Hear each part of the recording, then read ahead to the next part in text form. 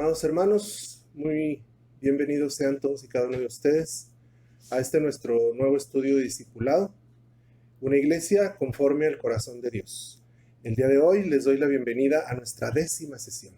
Es una sesión especial porque con este estudio vamos a comenzar el bloque 2 de nuestro libro de estudio. En el bloque 1, recuerdan ustedes, todo lo que abordamos ahí nos reveló la identidad de la iglesia, su propósito, sus fundamentos y todo lo que se vive en la iglesia con relación al plan que Él tiene diseñado desde un inicio para nuestro funcionamiento.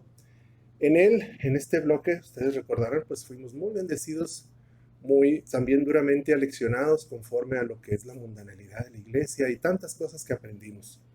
Fue todo en un estudio introspectivo hacia adentro, a ver cómo estamos viviendo nuestra relación con Dios, no solamente en lo personal, sino en el plano eclesiástico. Pero bueno, en este segundo bloque vamos a hablar un poquito ya en cuanto a lo externo, a lo que es nuestra relación hacia afuera, no hacia adentro.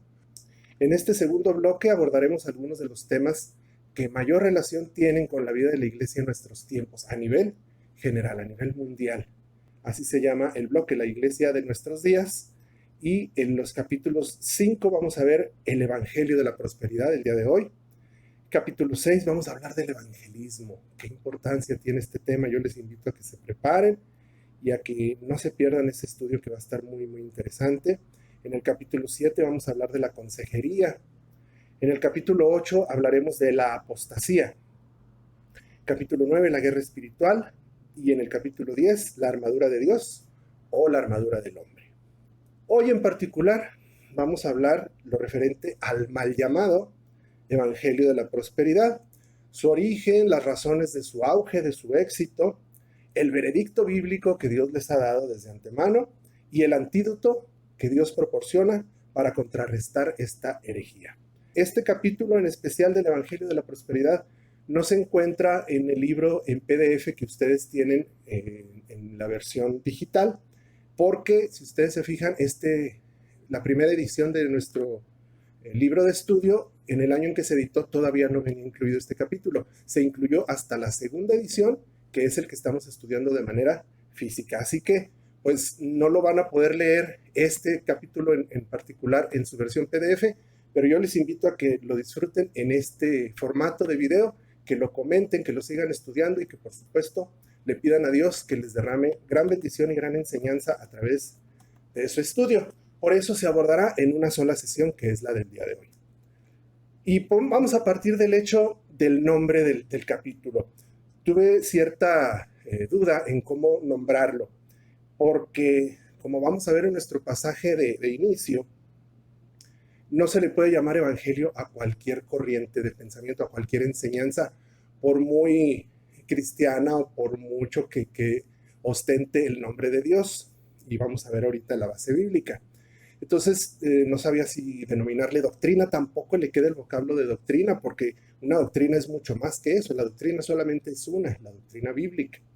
Tampoco le podemos llamar teología, porque eso tendría que involucrar a Dios. Y si hay algo claro es que Dios no está presente en este tipo de herejías. Entonces, bueno, pues recurrimos a nombrarle así, evangelio, pero entrecomillado, porque pues así se hace llamar, así se autodenomina, y pues de la manera en que se le conoce a nivel mundial, pues es así, el Evangelio de la Prosperidad. Entonces lo vamos a nombrar así. Pero fíjense bien lo que vamos a comenzar estudiando en nuestro pasaje clave, nuestro versículo que nos va a acompañar a lo largo de todo el estudio, y en los estudios posteriores también lo vamos a estar utilizando. Yo les invito a que lo lean junto conmigo. Está en la carta de Pablo a los Gálatas, capítulo 1, versículos del 6 al 9. Y quiero que me acompañen. Dice la escritura de la siguiente manera: estoy maravillado de que tan pronto os hayáis alejado del que os llamó por la gracia de Cristo para seguir un evangelio diferente. No que haya otro, sino que hay algunos que os perturban y quieren pervertir el evangelio de Cristo. Mas si a unos otros o un ángel del cielo os anunciare otro evangelio diferente del que os hemos anunciado, sea anatema. Como antes hemos dicho, también ahora lo repito, si alguno os predica diferente evangelio del que habéis recibido, sea anatema. Mis hermanos, no existe ni existirá en ninguna época otro evangelio diferente al que Cristo nos enseñó. Partiendo de ese tema es que nosotros tenemos que ubicarnos. La buena noticia que representa el evangelio, por eso significa la palabra evangelio, buena nueva, buena noticia. No es que seamos ricos, la buena noticia es que vamos a salir de pobres, no es que vamos a prosperar en todo lo que hagamos, no. Esas noticias son pasajeras. Esas noticias te podrán alegrar algunos meses, tal vez algunos años. La verdadera buena noticia es que somos salvos, que íbamos en un camino de perdición, íbamos con una ruta directamente al infierno, a la muerte eterna, y que Dios en su infinito amor quiso rescatarnos, envió a su Hijo Jesucristo y nos libró de este delito y de este pecado para llevarnos a su presencia. Esa es la verdadera buena noticia. Partiendo de ahí, hermanos, pues tenemos que entender que como pueblo cristiano que somos, tenemos que dejar muy en claro lo que es el evangelio para nosotros. ¿Alguna vez se ha preguntado usted cuál es su concepto del evangelio? ¿Qué significa para usted evangelio? Esto es muy importante que lo tenga en mente. De una vez les anticipo, al final del estudio vamos a dejar una tarea con respecto a esto. ¿Qué es el evangelio para usted? Medítelo mucho, pero sí es importante que usted tenga muy en claro qué es el evangelio que predica. Estamos en condiciones de compartirlo porque tal vez ni siquiera sabemos lo que es y cómo podemos compartir algo que no conocemos. Es importante, pues, que usted tenga su concepto muy claro de lo que es el evangelio. Y Pablo se preocupó por decirle a los Gálatas y por la gracia de Dios a todo el pueblo cristiano de la actualidad que no existe otro evangelio. No hay manera, no existe una manera diferente de predicar lo que Dios hizo a favor de la humanidad. Y en este pasaje de Gálatas nos queda muy claro eso. No es que exista otro evangelio. La primera palabra donde dice estoy maravillado, si usted va a la Nueva Traducción Viviente, dice estoy horrorizado. O sea, no es nada más maravillado como decir, oh, wow, no. Está asqueado. Pablo dice que está horrorizado de ver que están aceptando un evangelio diferente. Partiendo de ahí, nos queda claro que todo lo que suene diferente a lo que Cristo nos enseñó debe de ser considerado anatema. ¿Qué significa? Anatema significa maldito. Textualmente dice en la NTV que le caiga la maldición de Dios a todo el que predique un evangelio diferente a esto.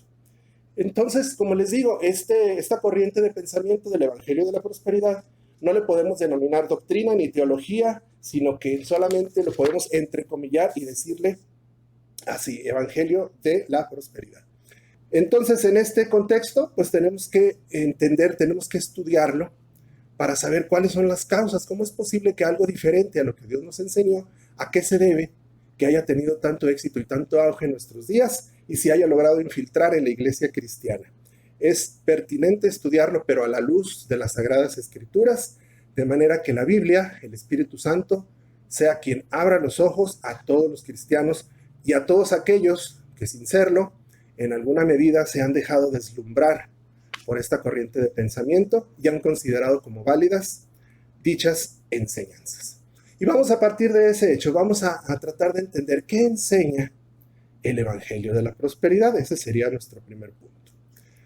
Bueno, hermanos, pues es tal el daño que esta corriente ha causado a la Iglesia del Señor que prácticamente no existe nadie de nosotros que no hayamos escuchado hablar de esta corriente, de esta iglesia, de la iglesia de la prosperidad, en sus distintas vertientes. Tal vez creemos que es solamente aquella que pide dinero y que hace campañas de recolección. Esa, digamos que es el ejemplo más representativo.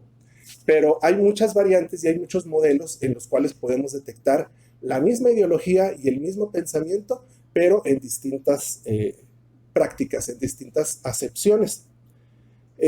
Y hemos escuchado opiniones y comentarios de mucha gente sobre congregaciones que anteponen un desmedido interés y énfasis por los asuntos económicos. El dinero es su principal preocupación. Y esto lo ponen por encima de su llamado a predicar el verdadero evangelio de salvación y gracia a los perdidos. Desde costumbres aparentemente inofensivas, como realizar actividades campañas, venta de comida y antojitos para subsistir, para pagarle al pastor, hasta extremos escandalosos de congregaciones que venden las bendiciones, como decíamos también en uno de los estudios anteriores. Se llegan al extremo de vender las bendiciones terrenales o las bendiciones materiales a cambio de tu siembra económica. Entonces, hay varios niveles, varias variantes de este tipo de congregaciones. Otras, por ejemplo, ofrecen sanidad, ofrecen curas milagrosas a cualquier enfermedad, deje de sufrir y venga a los pies de Jesús, como vendiéndoles que Jesús lo único que ofrece es su sanidad física. Otras tantas también ofrecen lo que es la declaración de fe, ¿sí? Que te venden la idea de que Dios está obligado, que si tú lo declaras con tu boca, Él está obligado a cumplir lo que tú declares.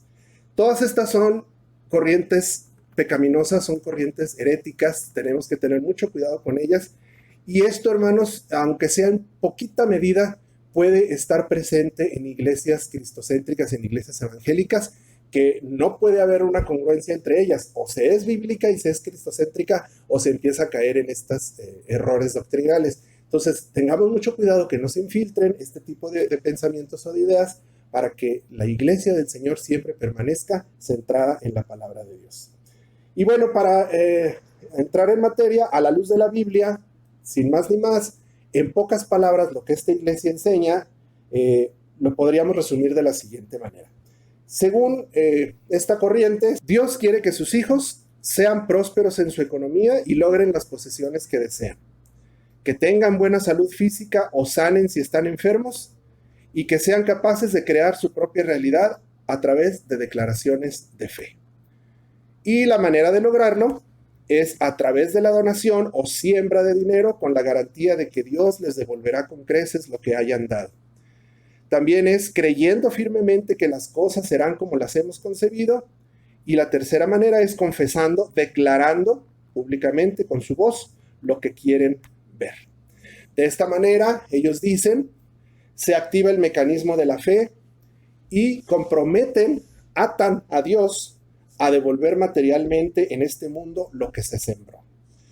Para ello, pues hábilmente a través de los años, los promotores de esta enseñanza se han propuesto basar sus mentiras en pasajes bíblicos aislados o sacados de su contexto. Y esa es nuestra primera advertencia, podríamos decir ya desde este momento, nuestra primera conclusión.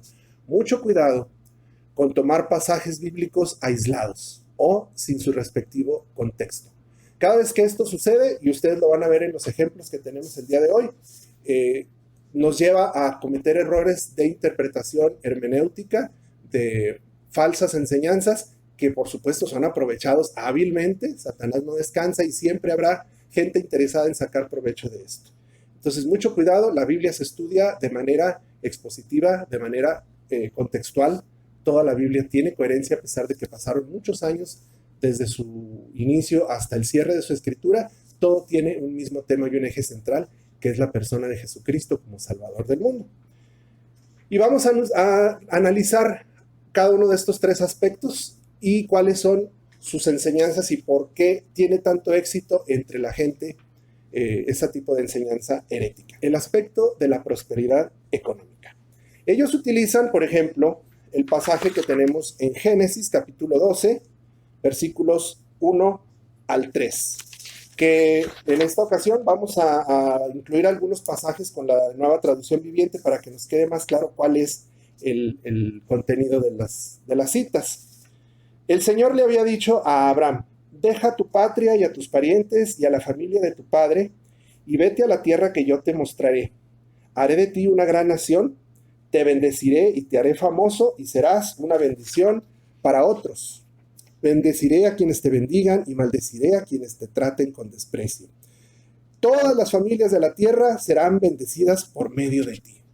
¡Ah, qué padre, qué bonita promesa! Esto es hábilmente utilizado para decirle a la gente, tú tienes la misma bendición de Abraham. Y para esto se anclan con el pasaje de Gálatas, capítulo 3, versículo 14, en donde dice, mediante Cristo Jesús, Dios bendijo a los gentiles con la misma bendición que le prometió a Abraham. Pero fíjense qué hábil, incluso dentro del mismo pasaje, se concretan a enseñarle a la gente solamente las frases que les convienen. Conectan que todas las familias de la tierra serán bendecidas por medio de ti y que mediante Cristo Jesús Dios bendijo a los gentiles con la misma bendición que le prometió a Abraham. Y cerrando esas dos frases, juntándolas, le hacen creer a la gente que todo lo que le prometió a Abraham también era para nosotros. Ahí mismo, en el pasaje de Gálatas, está el complemento, está la respuesta y está la contradicción que les refuta su enseñanza, porque termina diciendo Pablo, a fin de que los creyentes pudiéramos recibir por medio de la fe al Espíritu Santo prometido. En eso estriba la bendición que nosotros compartimos con Abraham. Efectivamente, Dios nos dio la misma bendición, pero se refiere a una bendición espiritual, no a una bendición material. Sin embargo, como omiten la última frase y la gente no se preocupa por escudriñar su Biblia de manera exhaustiva, se la creen, se compran el milagrito y ellos terminan sucumbiendo a las enseñanzas. Otro de los pasajes favoritos de esta corriente es el que está en 3 de Juan, versículo 2, donde dice, amado, yo deseo que tú seas prosperado en todas las cosas y que tengas salud. Ahí están dos de sus grandes ganchos, de sus grandes atractivos que le ofrecen a la gente, la prosperidad y la salud. Y con eso, pues sí, lo dice la Biblia y con eso aíslan todo lo demás que Dios quiere de las personas para ser verdaderamente de bendición, y ellos se quedan con la parte que les conviene solamente. Otro de los pasajes favoritos de ellos, el Deuteronomio 11, donde dice, todo lugar que pisare la planta de vuestro pie será vuestro. Ellos tienen mucho énfasis en eso, en las posesiones. Tú quieres esa casa, ve, tócala, declara que va a ser tuya y te será concedido. Este pasaje de todo lugar que pisare la planta de vuestro pie tiene un contexto muy específico. Se lo está diciendo al pueblo justo antes de entrar a la tierra de Canaán.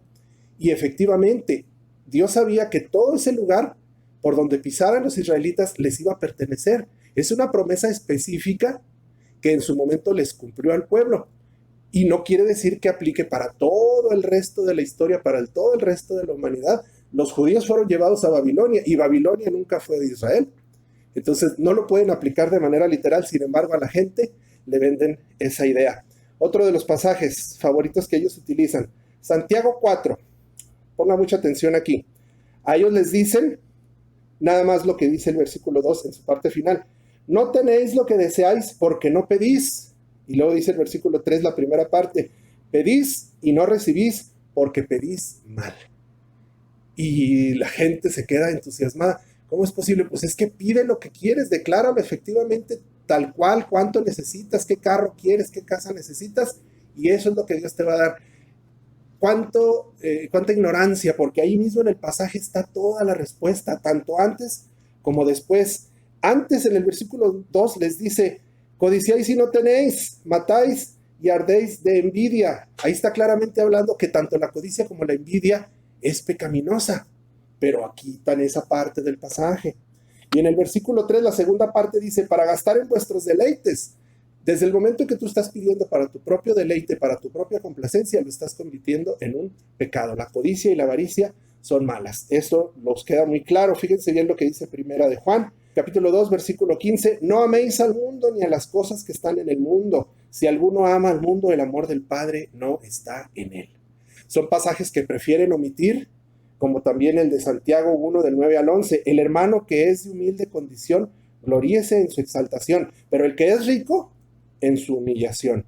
Porque él pasará como la flor de la hierba, porque cuando sale el sol con calor abrasador, la hierba se seca, su flor se cae y perece su hermosa apariencia. Ojo, así también se marchitará el rico en todas sus empresas. Ahí está la enseñanza en la Biblia, pero prefieren omitirla, y como la gente no la escudriña, le pasa desapercibida.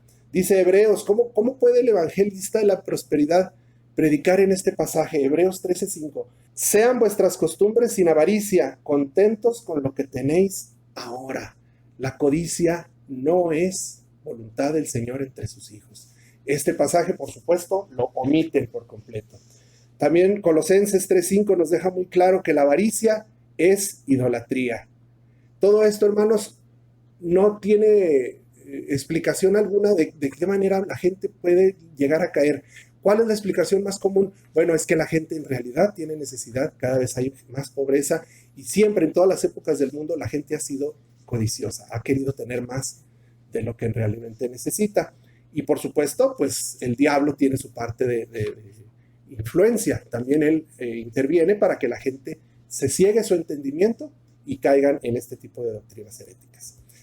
En cuanto a la salud física y la sanidad, todos sabemos que cuando tenemos una enfermedad, un padecimiento, hacemos todo lo que se nos dice, hasta recurrimos a consejos que no nos aprovechan mucho, ¿verdad? Que vayamos con un curandero o algo así. ¿Cuánto más la gente se la va a creer cuando te lo disfrazan de que es la voluntad de Dios de que tú estés bien? Fíjense bien, por ejemplo, en 3 de Juan, versículo 2, ellos utilizan este pasaje para que la gente se lo crea y dice: querido amigo, espero que te encuentres bien y que estés tan saludable en cuerpo, así como eres fuerte en espíritu. Con este simple deseo, que si usted se fija en el contexto en que Juan lo escribió, se lo está diciendo a un amigo en una carta como un saludo de cordialidad. ¿Quién no saluda a su gente? Pues, que estés bien, hasta luego, que te alivies. Pues por supuesto que en un deseo se expresa ese tipo de sentimiento. No es suficiente para basar una doctrina y una enseñanza que la Biblia pueda sustentar, suficiente este pasaje para decir que Dios quiere que siempre estemos sanos. También utilizan mucho el pasaje de Isaías, capítulo 53, donde dice: ciertamente Él llevó nuestras enfermedades y sufrió nuestros dolores. Partiendo de este contexto, pues podríamos pensar entonces que los hijos de Dios, si sufren un accidente o se machucan un dedo, no tienen por qué sentir dolor, porque Dios ya llevó nuestros dolores. Es ilógico, el dolor es inherente al ser humano, y muchas de las veces Dios utiliza la enfermedad física y el dolor para poder establecer su gracia entre nosotros, para mostrarnos nuestra dependencia de Él. Fíjense bien lo que, por ejemplo, Pablo decía en 2 de Corintios capítulo 12. Dice: para que la grandeza de las revelaciones no me exaltase desmedidamente, me fue dado un aguijón en mi carne, un mensajero de Satanás que me abofeté, para que no me enaltezca sobremanera. Respecto a lo cual 3 veces le he rogado al Señor que lo quite de mí, y que le ha contestado el Señor: bástate mi gracia, porque mi poder se perfecciona en la debilidad. Pablo, un gran hombre del Señor, un gran hombre de fe, todo un siervo consagrado, no estuvo exento de los dolores físicos. ¿Qué decía Job cuando le cayó toda esa calamidad que Dios permitió que Satanás lo tentara? Y también Job en su salud fue mermado, fue tocado hasta la situación más lamentable que se podía ver en aquel tiempo. Job decía y declaraba: Jehová dio y Jehová quitó. En esta iglesia de la prosperidad llegan al extremo de decir: Jehová dio y Satanás quitó. Ellos no admiten que Jehová también puede permitir el dolor físico en las personas. Otro ejemplo, en Filipenses capítulo 2, Pablo dice que Epafrodito estuvo enfermo, a punto de morir. Y fíjense bien lo que dice en el versículo 30: por la obra de Cristo estuvo próximo a la muerte. Está más que claro, Dios permitía que para que el evangelio creciera, de repente las personas tuvieran este tipo de enfermedades, porque gracias a esa enfermedad no solo se manifestó la misericordia de Dios al sanarlo, dice que estuvo a punto de morir, sino que los planes de Pablo también tuvieron que ver con la salud y sanidad después de Epafrodito. Dios permite que nuestras enfermedades se manifiesten para mostrarnos su voluntad y su gracia y su sanidad cuando a Él le place, cuando es su voluntad sanarnos.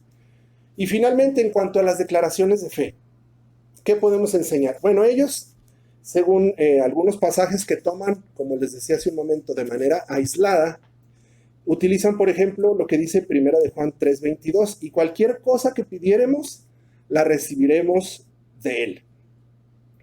Aislando el pasaje, parece ser unas palabras mágicas, ¿verdad? Parecería ser un abracadabra para que todo lo que pida en su nombre lo reciba de Él. Pero ¿qué dice el resto del complemento del pasaje? Porque guardamos sus mandamientos y hacemos las cosas que son agradables delante de Él.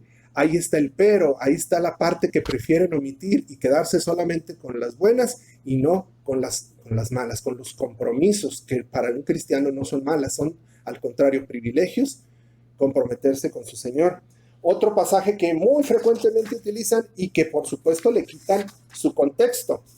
Mateo 18, del 18 al 19, dice: de cierto os digo que todo lo que atéis en la tierra será atado en el cielo, y todo lo que desatéis en la tierra será desatado en el cielo. Este pasaje lo utilizan mucho con aquello de las siembras.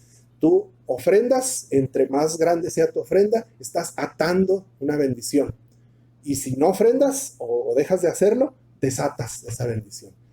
Aislado, el pasaje parece tener coherencia. También lo que dice el versículo 19. Cualquier cosa que pidieren les hará hecho por mi Padre que está en el cielo. ¿Cuál es el problema? Que en el contexto de ese pasaje no se está hablando de las bendiciones materiales. Recuerden ustedes, esto lo estudiamos en nuestro primer bloque, cuando vimos el fundamento de la iglesia y sobre todo la parte que tiene que ver con la disciplina.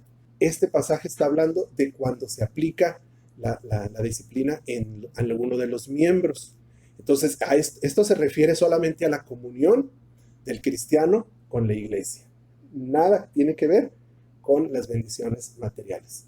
Uno más y último, primera de Juan capítulo 5 versículo 15 dice, y si sabemos que Él nos oye en cualquier cosa que pidamos, sabemos que tenemos las peticiones que le hayamos hecho. Sí, efectivamente, Él nos oye, pero fíjense bien lo que dice el versículo 14, uno antes, ahí lo tienen a un ladito, pero sus ojos son entenebrecidos y no son capaces de verlo. Desde el 14 hay que leerlo y dice, y esta es la confianza que tenemos en Él, que si pedimos alguna cosa conforme a su voluntad, Él nos oye. Lo que pedimos es conforme a la voluntad de Dios, por supuesto que Él nos oye. Les pongo el ejemplo muy claro. Si usted tiene un hijo muy inquieto, muy travieso, que batalló mucho toda su niñez para mantenerlo a salvo, que sufría a menudo accidentes, inquieto, todo agarra. Imagínese usted que de adolescente le pide que le regale una moto, ¿se la regalaría? ¿A qué lo está condenando? Usted, porque lo ama, aunque lo quiera mucho y aunque tenga el recurso, no le va a regalar una moto, porque sabe cómo es. Dios, que nos conoce perfectamente, si sabe que yo soy capaz de idolatrar las posesiones materiales, por mucho que yo le pida un buen carro, una buena casa, no me la va a conceder, porque Él sabe que le voy a quitar su lugar a Él y yo voy a idolatrar las cosas materiales. Entonces, lo que pedimos conforme a la voluntad de Dios y Él que nos conoce, por supuesto que nos puede conceder, pero siempre y cuando estemos dentro de su voluntad. Y Él que nos conoce sabe lo que nos conviene. Y también en Filipenses 4:19, y este pasaje es maravilloso para todos aquellos que se creen de repente estas falsas enseñanzas de la doctrina de la prosperidad. Mi Dios pues suplirá todo lo que os falta conforme a sus riquezas en gloria en Cristo Jesús. ¿Qué implica esto que está en negritas? Suplirá todo lo que os falta. Se suple lo que falta, por supuesto. Entonces hay carencia. Cuando uno pide, viene a Dios en verdadero arrepentimiento y fe, sabemos nuestras carencias y sabemos de nuestras necesidades. Dios permite que tengamos carencias. No puede ser que Dios nos concediera todo lo que nosotros quisiéramos porque nos olvidaríamos de Él. Seríamos fácilmente engañados por los placeres de este mundo y la prueba está en lo que sin querer hemos estado haciendo y seguimos incurriendo en este tipo de debilidades. Fíjense bien, por eso nuestro segundo punto es ¿por qué esta doctrina es un peligro para la iglesia? Tal vez piense usted, estás exagerando. Nosotros no tenemos ese problema, esta iglesia no practica ese tipo de enseñanza, no pide dinero, no estamos sembrando, a lo mejor no estamos en ese extremo. Pero hermanos, tenemos que estar alertas. Sí estamos lejos tal vez de un extremo así, pero hay en nuestras acciones y en nuestras prácticas algunos síntomas que nos alejan del verdadero propósito del Evangelio. Nos pueden estar alertando algunas de nuestras acciones sobre el peligro y el riesgo que tenemos de empezar a caer en este tipo de acciones, en hacer a Dios nuestro mesero, nuestro genio de la lámpara, que solamente está ahí para satisfacer nuestras necesidades. Hay algunas cosas, y voy a tratar de que Dios nos ayude para que el Espíritu Santo nos ilumine, que podamos entenderlas y descubrirlas en lo personal. De nada sirve que yo se las diga, lo que queremos es que el Señor abra nuestros ojos y sea de manera personal, que Él nos alerte, que las podamos detectar a tiempo. Fíjese bien, por ejemplo, estamos invirtiendo en la iglesia. piénselo de esta manera. Nuestro tiempo, nuestras ofrendas, nuestros diezmos, creemos el mito aquel de que en la medida en que yo doy, soy bendecido. Desde niños nos enseñaron ese cantito de que la ofrenda, la ofrenda del Señor. Si das 1 centavo, el Señor te da 2. A mí me lo enseñaron de niño y cuando empecé a trabajar y cuando empecé a ofrendar, tristemente lo tengo que reconocer, me creía yo ese mito. No me va bien porque no estoy diezmando lo suficiente. Y hasta sacaba la calculadora y decía, tengo que dar tanto, aunque me quede sin nada, tengo que dar el 10%. Eso del diezmo, hermanos, es una enseñanza muy delicada que Dios nos permita próximamente estudiarlo más a fondo. Pero, hermanos, Dios no funciona así. Dios no es una inversión, no es un banco. No, Él no fija en la Biblia, no fija su tasa de interés ni su tasa de rendimiento. Dios ve tu corazón. Lo que tú inviertes en su vida, en su obra, en su servicio, no esperes a que te lo retribuya. Señor, ya me cansé aquí, di todo mi tiempo, estoy dando hasta de más. ¿Por qué no me bendices? Eso es peligrosísimo, que empecemos a trabajar de esa manera. No digo que todo el mundo lo hagamos, pero sí pasa por nuestra mente, se los digo en experiencia propia. Otro de las prácticas que de repente nos alejan y nos acercan peligrosamente a este tipo de herejías es ese deseo inherente que tenemos de ser independientes a Dios, de hacer las cosas a nuestro modo. Cuando Adán y Eva estaban en el huerto, tenían todo, su sustento, no necesitaban ropa, no necesitaban nada más que de la presencia de Dios. Entonces, Satanás, al engañarlos, ¿qué podía ofrecerles? Ellos no tenían la referencia de las riquezas, no tenían la referencia de la comodidad, porque no había con quién compararlas. No le podía decir, mira que él tiene más que tú. No. Entonces, ¿qué fue lo único que Satanás les pudo vender a Adán y Eva? La independencia de Dios. Dijo que no podías, sí puedes ser como Dios. Hazlo a tu manera y verás que te va mejor. Ahí con Adán y Eva, a Satanás le resultó. Dirán ustedes, bueno, a nosotros no nos puede engañar de esa manera. Tristemente, hermanos, déjenme decirle que sí. Satanás infinidad de veces te dice, tú puedes hacerlo a tu modo. Tú puedes dejar de depender de Dios. Le has invertido tanto tiempo al Señor, a la iglesia, a tu relación con Él. Vete por este camino, hazlo a tu manera y verás que esto va a resultar. En casos extremos, esto le resulta al evangelio de la prosperidad, porque la gente empieza a invertir y como quien juega a la lotería, como quien va al casino, en una de esas le pega y creen que ese fue el proceso, ese fue el producto de su inversión. Satanás sigue utilizando este recurso en nuestros tiempos. Él sigue buscando que nosotros nos independicemos de Dios. Hermanos, separados del Señor, nada podemos hacer. No caigamos en este error. Tercer aspecto que nos puede poner en riesgo de caer en estas falsas enseñanzas, la cultura actual del tengo derecho, la meritocracia. Esto de que tengo derecho y que me lo merezco, este narcisismo de que las personas nos creemos más de lo que en realidad somos, esta ilusión del sueño americano que tenemos tan cerca. El sueño americano, por supuesto, nació en Estados Unidos y todos los que van de inmigrantes y todos los que aspiran a esa cúpula del capitalismo y del consumismo, le tiran a eso. Eso nos han vendido y ahorita ya no necesitas estar cerca del país.